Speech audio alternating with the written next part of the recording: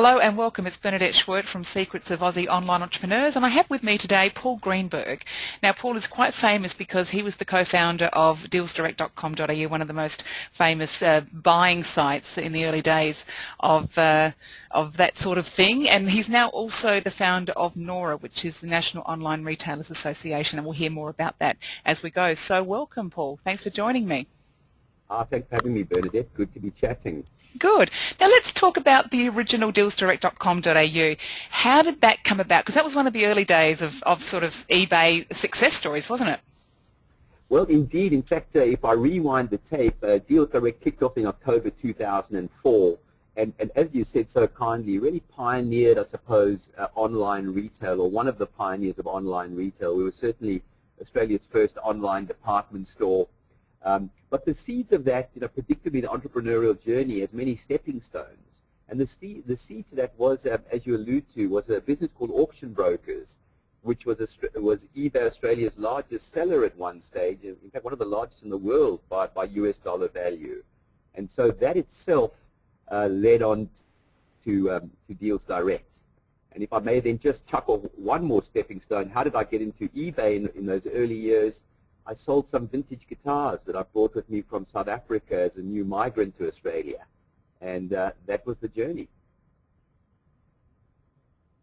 Interesting, Paul, to hear that, because of all the entrepreneurs I've interviewed, many with online retail sites, they all started with a bit of a passion, just a couple of things, that they sold just as a bit of a lark, and it turned into something else, which I think is really the hallmark of an entrepreneur, isn't it? That you start with something, you're not quite sure it's going to go, and then it just goes and goes and it iterates and continues on. What's your theory about how businesses get started? I completely agree with you. I think that you make some very powerful points there. One is that the new entrepreneurial journey is clearly non-linear, and I think good entrepreneurs recognize that very few business plans these days will stand up to reality. So ultimately, that doesn't mean we should fail to plan, but at the same time, I think we have to recognize that, indeed, small failures are in fact stepping stones to success, and that really once we're on the journey, it very seldom ends where we think it's going to end. It goes in different directions. So, and I think that, again, a good entrepreneurship recognizes that ambiguity, and that's certainly been my experience. I had no idea when I flogged a few vintage guitars, when my first son was born, I had to pay for nappies, as you do. I didn't realize it would lead to, a multi-million dollar business. Story. And tell us how that actually translated from 3 guitars to sell, to pay for nappies, into what has become Deals Direct, the juggernaut that it became. How did that happen? Well, I was going to promote my book, actually. I'm launching a book in about a week's time called Africa to the ASX. And so this is a great opportunity, if you don't mind me doing a bit of self-promotion. But simply put, I arrived in the late 90s, Bernadette, from South Africa. Wonderful country with its own challenges, of course. And at the time, we weren't allowed to take any funds with us. Exchange control, which is not uncommon in many emerging economies, means that you can't transport currency easily. There are rules and regulations against it. But, people are entrepreneurial. We were allowed to bring personal effects with us. So I bought a whole stash of vintage guitars. I'm a mad collector of electric guitars from the 1950s and 60s, the golden decades of American guitar making. And those are very valuable. The collectors are all nuts, of course, myself included. So I brought those over with me in the absence of bringing any money. Remember, I was in my late 30s, so I already, sold my house, cashed in my super, and so I bought a few guitars, and I thought, well, how do I sell them? And of course, I tried a few retail shops in Australia with mixed success, because it's a very much a global business. In the late 90s, someone said, try eBay. And that changed my world. And then, as I said, I approached eBay Australia very soon after that very powerful experience of selling some vintage guitars. And I said, look, I think there's a business here. And I coined the term auction brokers, which really predated the trading assistance program, which is a global program today. And I had support from the very first CEO of eBay, Alison Dean. She said, well, I like it. Let's have a go. And we built a multi-million-dollar business selling surplus inventory for corporate clients in Australia, particularly in computers and IT in those early years. And then predictably, you do have to move with the changes. Our customers said, well, hang on, we love auction brokers, but we're tired of bidding for stuff. We want it now. No bidding, no waiting. And fixed price became the format of choice. And like all good businesses, you have to pivot with your customers, and pivot we did, and launched Deals Direct in late 2004 as a complete response to what our customers were asking us to do. And then, as my book title alludes to, Deals Direct listed on the ASX on the 29th of January this year, so a few weeks ago, my birthday actually. And not with me. I've exited the businesses on very satisfactory terms, but the new owners, private equity companies, have listed on the ASX. So I'm thrilled to see my little baby go on. It must be incredibly satisfying to see that from those couple of guitars. You mentioned a really important point there, Paul, I think, which is about pivoting with your customers. And I personally find that this change is constant, and I think people sometimes think, well, once they get through this change period or this really intense period of things going on, it'll get back to normal. But I don't think that normal exists anymore. What are your thoughts on this pivoting and constantly innovating to keep up with what we used to do, kept us going for maybe 3 years, now it keeps us going for 3 months?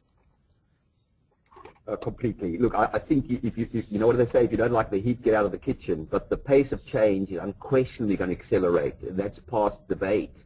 And it's just how quickly we're able to respond. So nimbleness and agility, in my view, Bernadette, become the new currency of entrepreneurship. As the old saying goes, it's not the big eating the small, it's the fast eating the slow in the new economy. And I think that's exactly true. So certainly in retail, which is the milieu I've operated in and I'm passionate about, Australian retail, we're seeing, and and NORA, which we'll talk about, is really advocating for a new retail that's deeply responsive and puts really the customer deeply at the middle, deeply customer-centric journey, increasingly global and clearly technology-led. And in terms of keeping that agility, Paul, how can a business owner who might be just a 1 or 2 person band starting up, what tips can you give them that actually helps them remain agile and nimble and responsive when things are changing so quickly? So what should they focus on? Well, I think, I don't want to oversimplify it either. Retail has always been detail, and it's always been a tough game. You go back a century, retail it's a passion. You either love it or you don't, but it's a very all-consuming passion, indeed obsession. And I think good retailers recognize that there's easier ways to make a living, but they're not that many that exciting. So clearly I would say to small 1 or 2 man businesses that the good news is that there are tools that are going to make life easier for you, particularly in this new technology-led retail, specifically if you've got a strong online focus. But I would certainly say that probably, the place to start is, as Shakespeare once said, above all, know thyself, is a real self-awareness conversation, really being very clear on what you're looking for from the business. Is it a lifestyle business? Do you want to develop world domination as a strategy and take on Amazon? Or nothing's impossible in this new age, but you have to be really clear what you want to achieve from the business.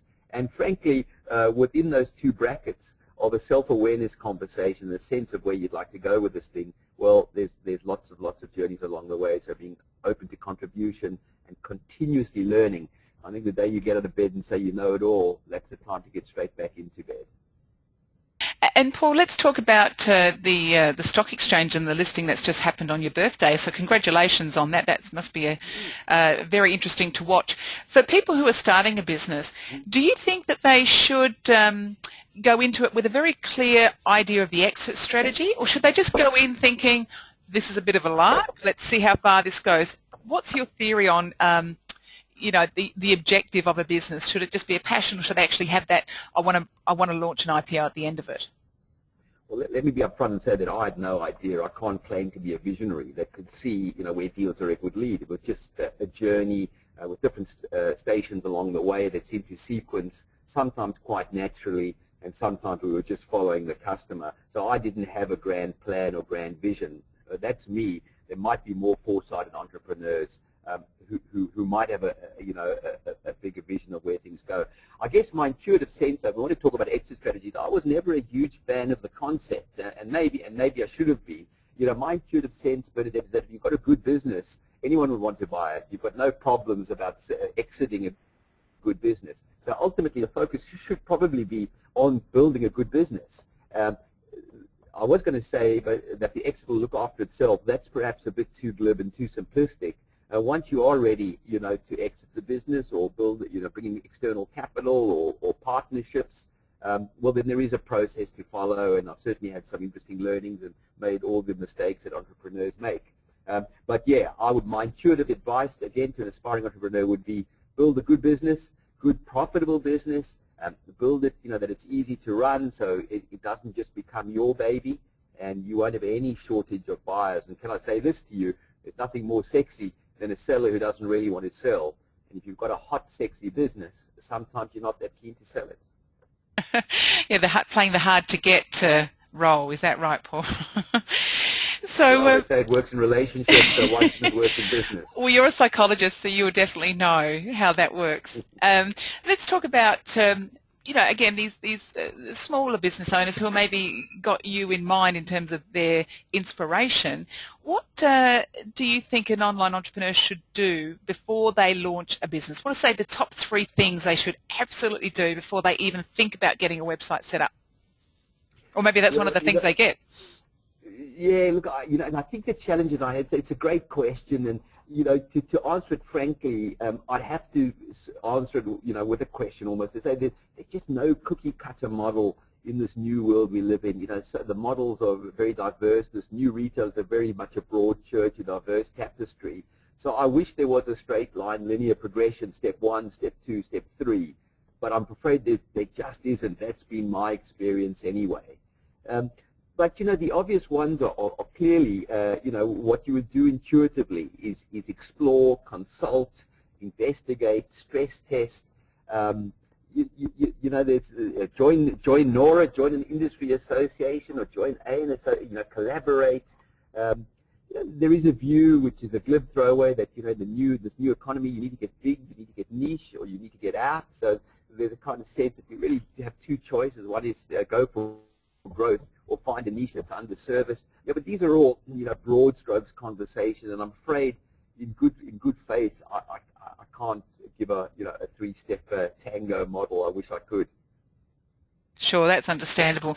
So maybe can you talk about the mistakes that people make? Is that an easier question to answer? What do they do wrong that in your experience you think, oh, I did that, I shouldn't have done it?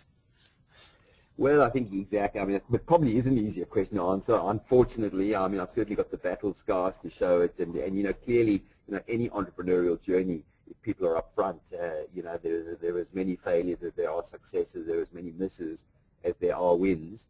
I guess my intuitive sense from a failure perspective is invariably, where do you start? Well, the old E-myth, Gerber wrote that, be careful turning a hobby into a business. You sometimes lose a good hobby.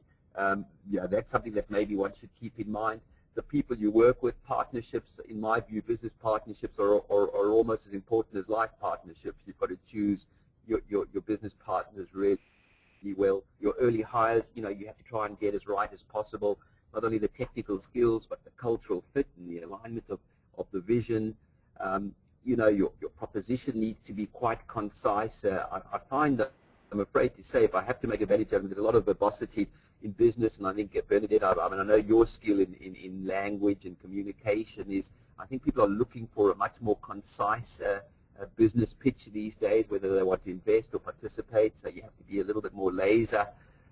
What did Bernard Shaw once write? I didn't have the time to write you a short letter, so I wrote you a long one. I think is all too true, I'm afraid.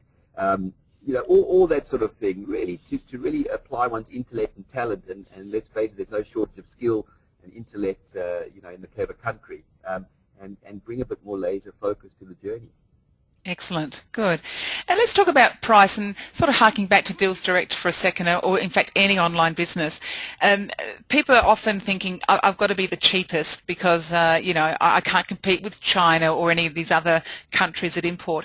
But really, that's not always possible. So any tips on how people can find a unique selling proposition that doesn't involve price? Well, that's probably, but if I had to think of a good way to start, that's a really important point, and that's a fabulous question. Yes, indeed, competition on price is often referred to by the industry as a race to the bottom. It's not a sustainable model, although I do get quite thrilled when I hear, Ruslan Kogan, who's one of our younger entrepreneurs, say he's all about price, and he challenges, the status quo. as his tactic, and I think he does it very, very well. My intuitive sense coming from the Deals Direct journey is that, competitive pricing is the new world. Get used to it. Lazy pricing in a new borderless retail is long behind us.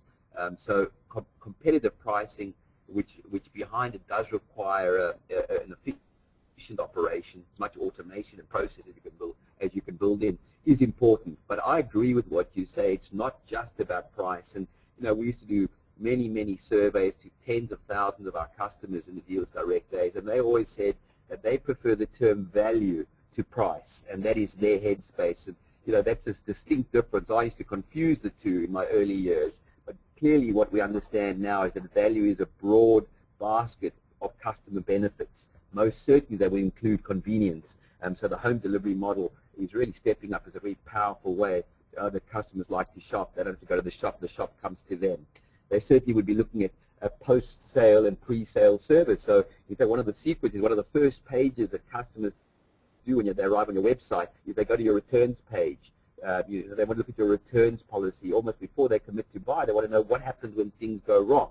So service, after sales and post-sale service is going to be very, very important for customers. And I think quality is having a very strong comeback. We saw R.M. Williams purchased by Louis Vuitton as a great example. So I think the Australian shopper is a discerning shopper. Yes, they like value, they like competitive pricing, but they like quality and they're prepared to pay a bit more for it. So really focus, on pricing as a component of your mix, and look at some of these other sweet spots. Certainly in the consumer direct online space, we do have the benefit of local delivery. Now I know that that's controversial because we sometimes hear that people can ship quicker and cheaper from London or Singapore or Hong Kong into Australia than we can ship across Australia. I think that's harmonizing. It's coming together, and certainly from a returns perspective, we'll always have the advantage being local. And then last but not least, and certainly we'll talk a bit about this with NORA, customers are rewarding multiple touch points. So I'm afraid even the pure play online retailers will now have to start looking at some physical presence. And arguably the sweet spot for the new retail is that intersection between the physical and the digital world. And that will be the holy grail for the next few years, in my view. That's interesting, Paul. So what you're saying there is that the online store that was just pure online now should have a physical bricks and mortar presence. Is that what you're saying? Perhaps not quite as simple as that. Let me first say that I had the honeymoon period of pure play online retail because it's such a lovely term, pure play. And really it felt like it at the time, Bernadette. We were innovating. We felt pure. We were doing something different. We were taking the shop to our customer rather than making them come to our shop. But, in the harsh light of day, if you have to shine a microscope on that, really a pure play retailer today is really saying we're a uni-channel model. We're one channel to markets. And customers are saying, look, we don't think by channel. Sometimes we want to shop online. In fact, we love shopping online. Sometimes we want to shop on our mobile device, on the bus. Increasingly, mobility is changing the rhythm of retail. You know what? Sometimes we want to come into a store, even if it's just a showroom. We want to come and commune and have a look and have a bit of a touch and feel and a meet and greet. Sometimes we might want to come to your warehouse and pick up our stuff if we make a big order. So you really, as a retailer, you've got to step back and say, how can I reasonably and efficiently and profitably, of course, provide multiple touch points to customers? I think those retailers that are engaged in that journey will continue to thrive. There's certainly a nice, vibrant, and in my view, growing market. A stronger retail market is emerging.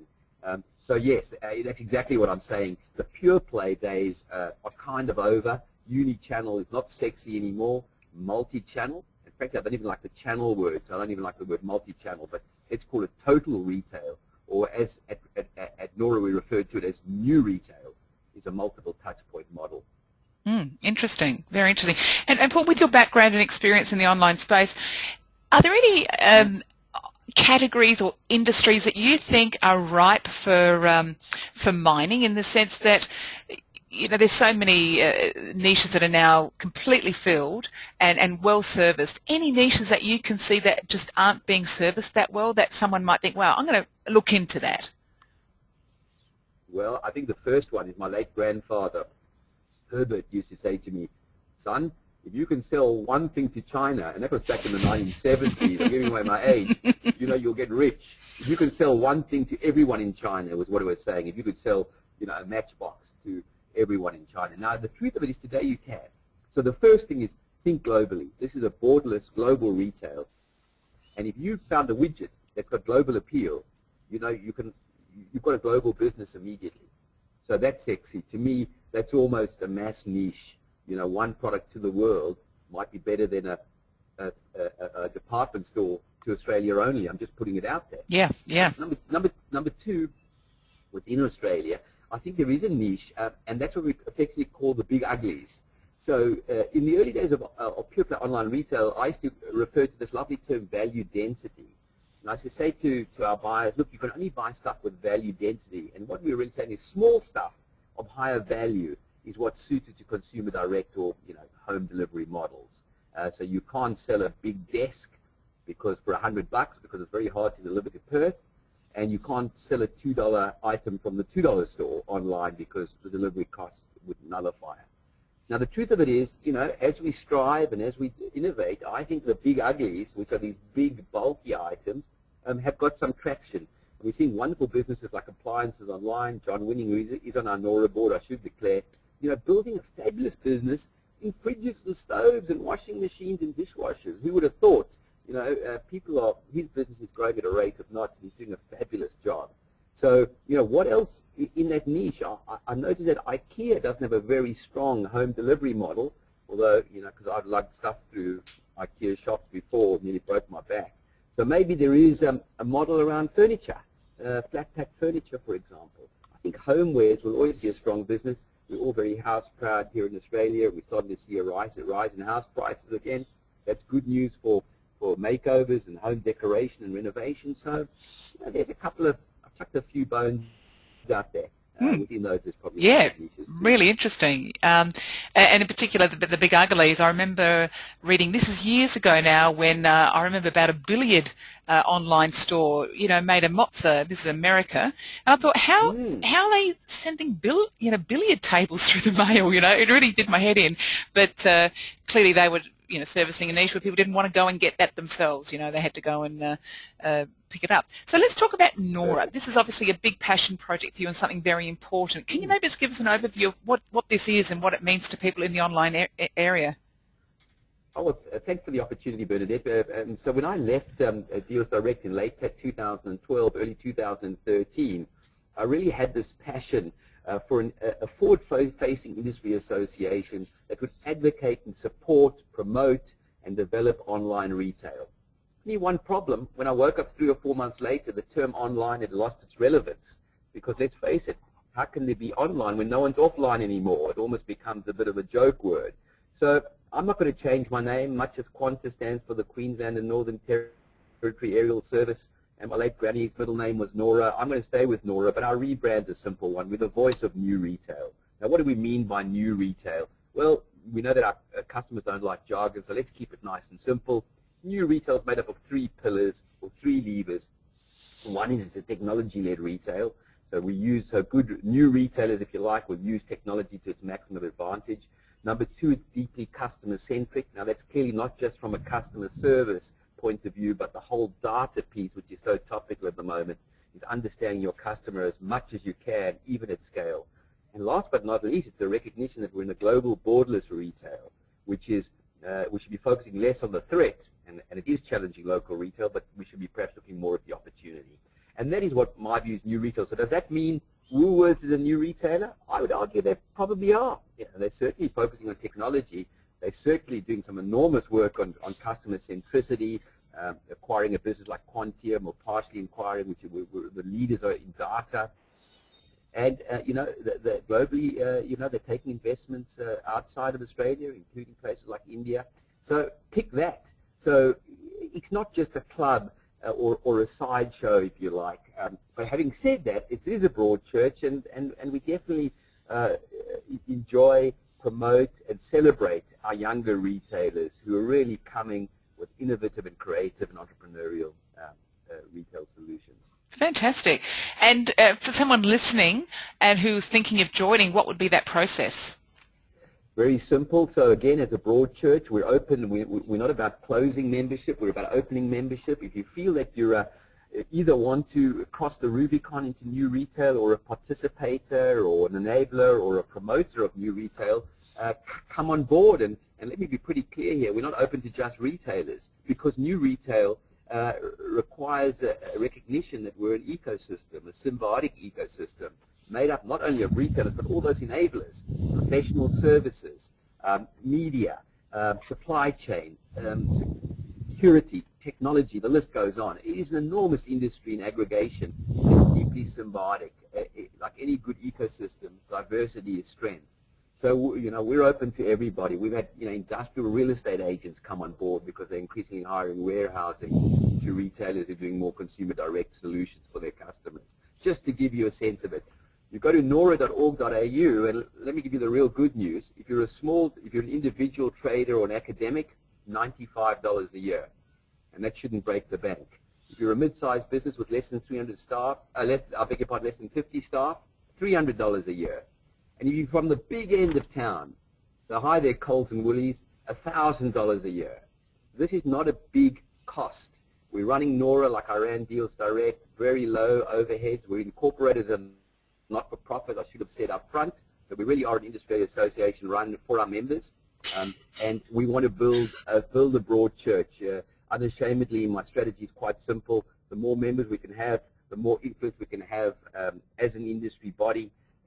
And I think the more we can sort of grow as a team rather than trying to do things individually. As Pacino said, I love that coaching speech he gives on any given Sunday. It's considered one of the best. He says, "We heal as a team or we die as individuals," he says to his players. I still bring out my box of tissues. It gets me every time. But that really is what NORA is. Yeah, it sounds brilliant. Collaboration. And it's extremely affordable as well. So, Yep.